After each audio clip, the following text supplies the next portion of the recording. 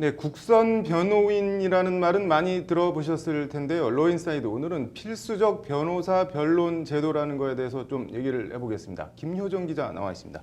김 기자, 필수적 변호사 변론주의 이게 뭔지 용어부터 좀 설명을 해주시죠. 네, 오늘 오후 서울 역삼동 대한변협회관에서 네. 필수적 변호사 변론주의와 민사 국선 대리인 도입을 위한 토론회가 열렸는데요. 네. 말씀하신 필수적 변호사 변론주의는 재판에서 변호사에 의한 변론을 의무화하는 한마디로 변호사 없이 재판을 진행하지 못하도록 하는 것을 말합니다. 네. 형사사건에는 이미 도입되어 있는데요. 네. 형사소송법은 피고인이 구속됐거나 미성년자 또는 70세 이상인 경우 또 사형, 무기 또는 3년 이상 징역에 해당하는 사건으로 기소된 때에는 변호인 없이 재판을 개정하지 못하도록 하고 있습니다. 형사 소송에는 도입되어 있는데 민사 소송에는 아직 도입되어 있지 않으니까 뭐 이번 기회에 도입하자 이런 취지인 거네요. 예, 경제력 등을 이유로 네. 변호사를 선임하지 못해서 소송 결과가 달라지는 비합리적인 상황을 막아보자. 네. 완전히 막지는 못하더라도 최소한 변호사에 의한 변론이라도 받아보게 하자 이런 취지입니다. 네. 취지는 좋은데 필수적 변호사 변론주의를 도입한다고 해서 뭐 없는 돈이 어디서 뚝 하늘에서 떨어지는 것도 아니고 경제력이 부족한 사람은 그런 변호사를 어떻게 뭐 선임을 하라는 건지 대안이 있나요?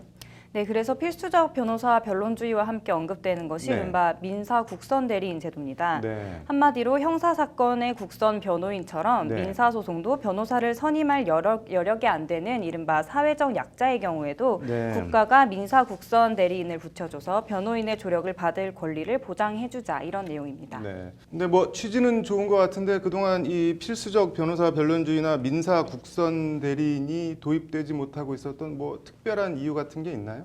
이전에도 몇 번 도입 시도가 있었지만 네. 번번이 무산됐는데요. 네. 가장 큰 이유는 변호사 수의 부족 때문이었습니다. 쉽게 말해 다른 사건도 많은데 그런 민사 국선 대리인을 맡을 변호사들이 과연 얼마나 있겠냐 네. 이런 현실적인 상황 때문이었는데요. 네. 변호사 수 2만 명 시대 로스쿨의 도입으로 매년 1,500명 이상의 신규 변호사가 배출되고 있는 현재 상황을 감안하면 네. 이제는 시도해봐도 될 만한 분위기다 이런 주장입니다. 네. 김현 대한변협 회장 말을 한번 들어보시죠. 네.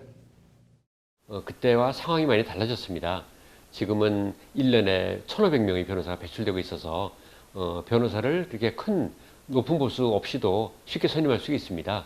특히나 민사국선제도를 도입하면 국민한테 오히려 큰 도움이 될 것 같아서 네, 민사 국선 대리인 제도 도입 올해 대한변협의 이른바 버킷리스트 역점 사업이라고 하는데 뭐 구체적인 움직임이 있나요? 네, 오늘 토론회를 주최한 자유한국당 나경원 의원이 대표 발의한 민사소송법 개정안이 있습니다. 네. 일단 우선적으로 상고심인 대법원 재판에서라도 네. 변호사의 선임을 강제하고 네. 민사국선 대리인을 두자 이런 내용입니다. 네. 변호사가 너무 많아서 굳이 필수 변론주의를 도입할 필요가 없는 미국을 제외하면 네. 독일이나 프랑스 등 주요 선진국에서는 관련 제도를 도입하고 있다는 것이 대한변협의 설명입니다. 네. 이거 뭐 소송 만능주의를 부추겨서 국가 돈으로 변호사 밥그릇 챙기기 아니냐 이런 뭐 비판이 나올 수도 있는 것 같은데 이걸 어떻게 넘어서서 명분을 만들어내느냐 그게 관건처럼 보이네요. 잘 들었습니다.